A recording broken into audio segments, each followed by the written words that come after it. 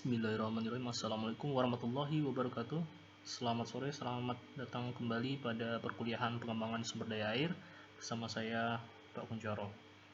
Baik, untuk pertemuan kali ini saya akan membahas tentang potensi sumber daya air. Jadi sebelumnya saya akan menjelaskan mengenai apa itu siklus hidrologi, karena semua terkait dengan perputaran air, baik itu dari laut ke darat, kemudian nanti kembali lagi ke laut. Jadi sebelumnya untuk penambahan materi kalian, silahkan tolong dicari siklus hidrologi pendek itu apa, siklus hidrologi sedang itu bagaimana, dan siklus hidrologi panjang itu seperti apa. Tolong dicari, tolong dipahami, sehingga nanti bisa menambah wawasan Anda. Baik, untuk pertama siklus hidrologi kita mulai dari penguapan. Jadi penguapan itu nanti ada beberapa kriteria ya. Jadi kalau langsung pada permukaan yang terbuka seperti tanah, sungai, danau, rawa laut itu disebut evaporasi. Jadi penguapan air yang disebut dengan evaporasi. Kemudian yang terjadi lagi pada penguapan tumbuh-tumbuhan. Jadi tumbuhan juga mengalami penguapan karena dia telah berfotosintesis menghasilkan memanfaatkan air, kemudian CO2 untuk menghasilkan umbi-umbian dan juga uap air. Nah, uap air atau penguapan yang dihasilkan oleh tumbuhan itu disebut dengan transpirasi. Kemudian ada lagi yang namanya sublimasi. Jadi pada permukaan gunung atau pada musim salju itu juga terjadi suatu penguapan pada es, yaitu yang kita disebut dengan sublimasi. Jadi semuanya mengalami penguapan. Setelah mengalami penguapan, uap tersebut akan menuju ke atas dan terkondensasi. Jadi uap itu akan mengalami kondensasi atau pendinginan menjadi suatu butiran-butiran air di awan. Atau butiran air tersebut malah menjadi suatu gumpalan awan. Setelah itu awan itu akan bergerak. Nah, pergerakan ini yang disebut dengan adveksi. Ini bisa terjadi akibat perbedaan tekanan kalau tidak adanya dari dorongan angin. Setelah adveksi, kemudian terjadi penjenuhan pada awan-awan tersebut, uap airnya sudah penuh, maka bisa terjadi suatu yang disebut dengan presipitasi atau turunnya air atau kristal-kristal air dari awan atau atmosfer menuju ke bumi. Nah, setelah air menuju di bumi, dia akan mengalami beberapa proses lagi. Yang pertama adalah infiltrasi, kemudian perkolasi, dan runoff. Jadi infiltrasi itu adalah merosotnya air dari permukaan tanah menuju ke dalam tanah. Nah, pada saat pergerakan itu juga akan terjadi pergerakan air di dalam tanah secara dia mengalami pergerakan yang tidak hanya ke vertikal ke bawah, tetapi dia sesuai dengan konturnya menuju ke area sungai.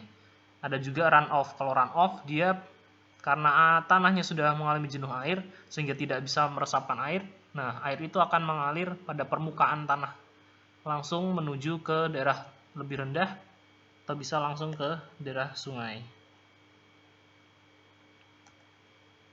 Kemudian setelah pada aliran airnya menuju ke daerah air permukaan seperti danau, sungai, atau laut, nanti akan mengalami penguapan lagi. Jadi dia akan berputar terus seperti tadi dari penguapan hingga menjadi penguapan lagi.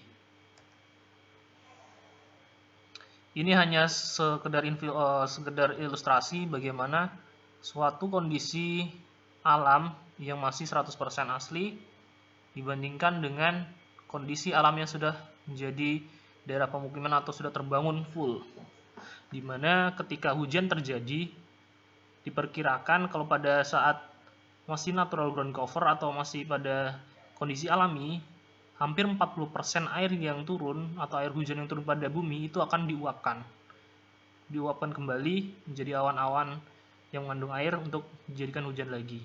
Nah, kemudian dia akan terserap sebanyak 25% pada infiltrasi dan shallow infiltration atau yang tadi bisa disebut perkolasi 25%, dan juga yang terjadi pada runoff hanya 10%.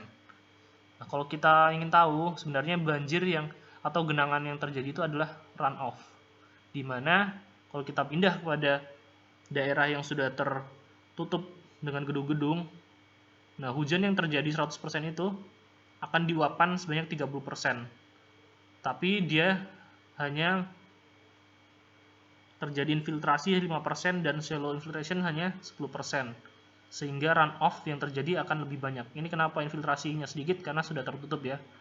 Yang awalnya sudah tanahnya bisa terbuka, bisa menghirup air, tetapi dia sudah tertutup oleh betonisasi dan sebagainya. Dan yang terjadi apa? Runoff-nya akan bertambah banyak. Nah, disinilah runoff ini akan menjadi banjir pada perkotaan tersebut. Kalau melihat dari sumber daya air, ada beberapa potensi yang bisa dimanfaatkan oleh siklus hidrologi yang terjadi tadi ya, baik itu dari air hujan, kemudian bisa dimanfaatkan juga air sungai, air danau, kemudian air tanah, dan juga air laut. Jadi ini potensi-potensi yang bisa dimanfaatkan untuk menjadi baik itu untuk industri, untuk konsumsi, atau pariwisata, itu bisa dimanfaatkan.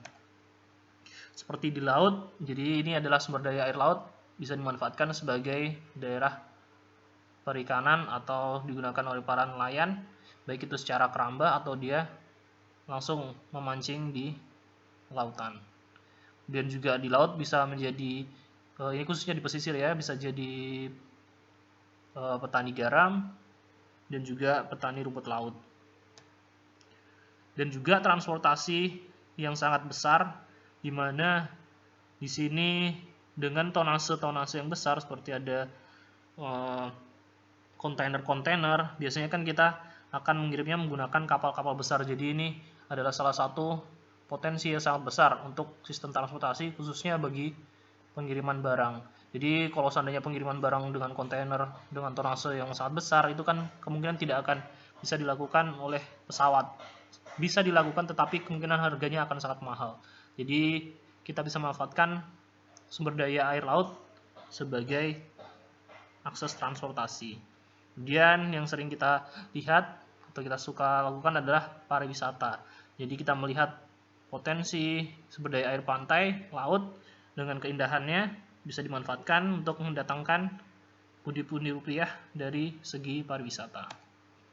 Kemudian juga bisa dimanfaatkan sebagai pendingin dari pabrik-pabrik industrial. Jadi ada beberapa contoh seperti PLTU itu membutuhkan pendingin berupa air yang cukup banyak untuk mendinginkan mesinnya atau alatnya yang digunakan untuk membakar batu bara untuk menjadikan listrik. Nah, itu sangat butuh, sehingga dia butuh distribusi air yang cepat dan sangat masif, banyak sekali.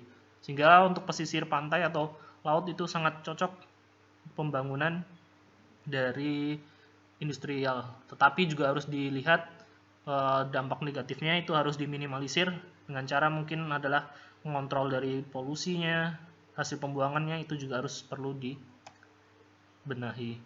Kemudian juga ini ada sistem perubahan dari air laut menjadi air konsumsi atau siap konsumsi. Nah, ini adalah prosesnya yang disebut dengan seawater reverse osmosis. Ini beberapa daerah atau kota negara yang maju dengan pendapatan yang tinggi sudah mulai menggunakan ini, karena mungkin sumber daya air daratannya tidak mencukupi, sehingga mereka langsung memanfaatkan air laut untuk dirubah menjadi air yang bisa dikonsumsi. Contohnya di Dubai, kemungkinan di Singapura, dan juga sebagian kayaknya di Jakarta juga sudah ada, seperti apartemen-apartemen yang besar di pinggir laut, dia memanfaatkan ini. Ini adalah cara sederhana untuk memanfaatkan air laut agar bisa dikonsumsi. Silahkan dicari Elio domestico itu apa. Itu sistemnya yaitu caranya dengan memanaskan air laut, tetapi langsung ditampung oleh suatu tampungan, di mana nanti uap airnya akan ditampung, tetapi garam hasil dari sisa perebusan itu dengan cara